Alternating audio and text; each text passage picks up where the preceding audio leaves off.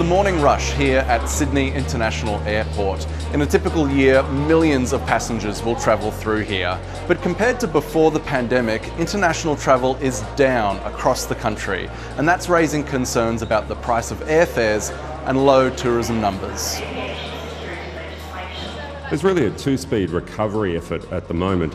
Domestic aviation is quite strong, it's at those pre-pandemic levels, but international aviation is still well below those pre-pandemic levels. We're at about a bit over 80%. There's no doubt demand exceeds supply significantly at the moment. Flight Centre boss Graham Turner says fewer flights have led to much higher prices. To the UK and Europe, it's generally somewhere between 50 and 70% more expensive to fly there in economy now than compared to 2019. So it's very significant, particularly for those people on lower incomes who perhaps are visiting relatives. For months, Qatar Airways has been pushing for additional flights into Australia. It did not respond to 7:30's request for an interview, but late last year, Qatar's chief executive said customers were paying too much, and Qantas was partly to blame. The largest operator in Australia has cut its flight to 50% of pre-COVID level, more than double the price of the fares to the Australian people, in the benefit of the shareholders, whilst we are offering an alternative. Government data shows Qantas Group, which includes Jetstar, has 28% of Australia's international market, compared to Qatar's 5%. Qatar wanted to add 21 flights a week to the 28 it runs now. We should be rolling out the red carpet for any international carriers that want to fly to and from Australia. More seats means more competition. That's good for consumers, it's good for the aviation sector, and it's good for the flow-on benefits to the tourism sector, and that's good for Australia. But the Australian government knocked back Qatar's request. The government has determined that agreeing to the Qatar Civil Aviation Authority request for additional services is not in our national interest. In my conversations with overseas colleagues, including airline CEOs, I found that the majority of them are really surprised by this move. Professor Rico Merkert says Australia has lost out on European travellers who fly via Qatar and tend to spend more. We have run our own calculations since that decision, and we found that the Australian economy would have lost somewhere in the region between $600 to $800 million just through that lost tourism opportunity alone. Transport Minister Catherine King says there was a range of reasons behind her decision, but she's been criticised for not detailing them.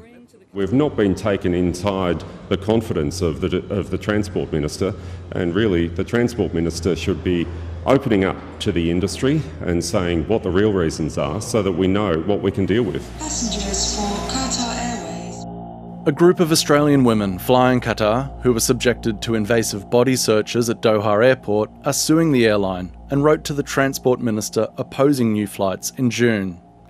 The minister responded, revealing the government was not considering additional bilateral air rights for Qatar.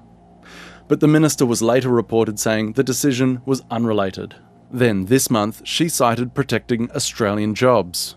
We will always consider the need to ensure that there are long-term, well-paid, secure jobs by Australians in the aviation sector when we are making this decision. King herself has previously been critical of Qantas's record on jobs. This week, Qantas sacked 2,000 workers, bringing the total jobs lost by the Australian national carrier to 8,500. The minister declined an interview with 7:30. She provided a statement which did not offer any reasons for the decision. It said, "These are not commercial decisions about any particular airline, but rather treaty-level agreements between countries." Those agreements aren't overseen by the competition watchdog. Our role is related to competition and consumer issues across the economy, and that does include in relation to the airline industry, but we don't have a function in relation to advising the government on those agreements. The ACCC does, however, assess corporate partnerships like the one between Qantas and Emirates, weighing up competition in the sector.